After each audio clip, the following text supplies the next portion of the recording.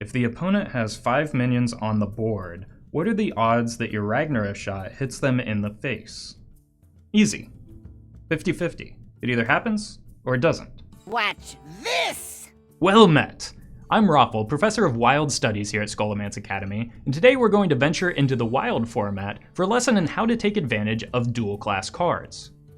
Please turn to page 477 in your textbooks. With the release of Scholomance Academy comes dual-class cards that allow players to double major and combine classes for powerful new synergies in 10 flavorful combinations. Because of the larger card pool, the Wild format tends to rely on synergistic mechanics to form a cohesive deck.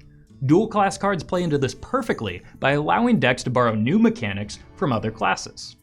A great example of this is Devolving Missiles, a Mage Shaman card that combines Mage's Arcane Missiles with Shaman's Devolve, resulting in a powerful 1-mana spell available to both classes. Similarly, Devout Pupil takes advantage of Priest and Paladin's potent buff spells, resulting in a low-cost threat in decks like Libram Paladin and Innerfire Combo Priest. Perhaps one of the most powerful of these dual-class cards is Lightning Bloom, which merges Druid's mana ramp with Shaman's Overload mechanic. Lightning Bloom allows players to gain 2 mana crystals this turn, at the cost of 2 mana the following turn due to the Overload. Despite the downside, the flexibility of this card makes it a staple in many Druid and Shaman Wild decks. In Druid, Lightning Bloom can both create explosive aggro openers and enable combo turns much faster than previously possible. This is especially evident when paired with the dynamic duo of Aviana and Kuhn in Malygos Druid, which is now capable of reaching its combo a turn or two earlier than in past expansions. Likewise, in Shaman, Lightning Bloom can enable powerful turns much earlier in the game, such as a quick Ancestor's Call in this big Shaman list, or a turn 1 4-mana 7/7 in Aggro Shaman. With Aggro Shaman in particular, the Overload can actually provide some benefit in ramping the attack of Tunnel Trog, mitigating some of the card's downside. Moving over to Priest and Warlock dual class cards, a changing life total during your turn is common among both classes, especially Warlock.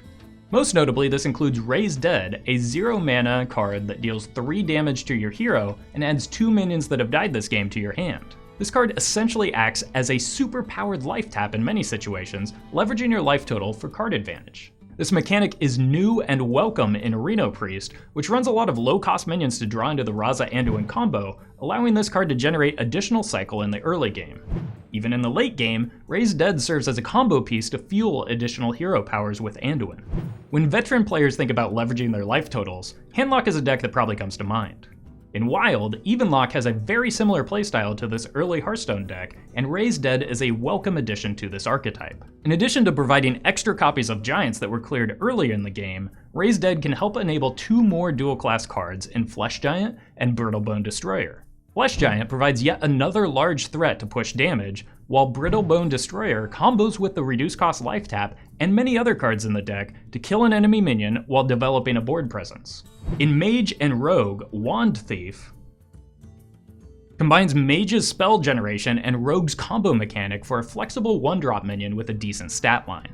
While many Quest Mage lists are already short on available slots, this 1-mana minion does help generate a spell to complete the quest, getting you 1 step closer to opening the Waygate. Generating a Mage spell in Rogue is also beneficial, as doing so can help enable Burgle synergies such as the Quest and Vendetta, or provide an extra weapon swing for Spectral Cutlass in slower builds of the deck. Moving on to our plate-wearing classes, Warrior and Paladin received an early standout in Commencement, which summons a minion from your deck directly onto the battlefield.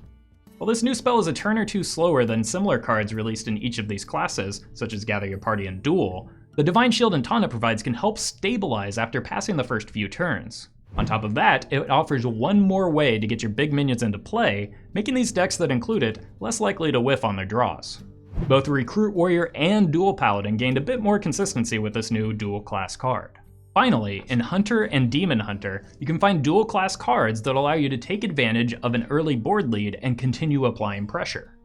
Ace Hunter Kreen allows your early minions to trade up without losing them to damage, and Truant Crescent gives minions additional attacks to neutralize the opponent's minions. Both of these cards fit well into existing archetypes for both classes, including Highlander Hunter and Odd Demon Hunter, or my personal favorite, Knuckles Hunter. Well, that's the end of today's lesson. I hope you enjoyed this exploration into the Wild format and how new dual class cards compare with old nostalgic cards in Hearthstone's Eternal format. Let me know what your favorite dual class card is in the comments below.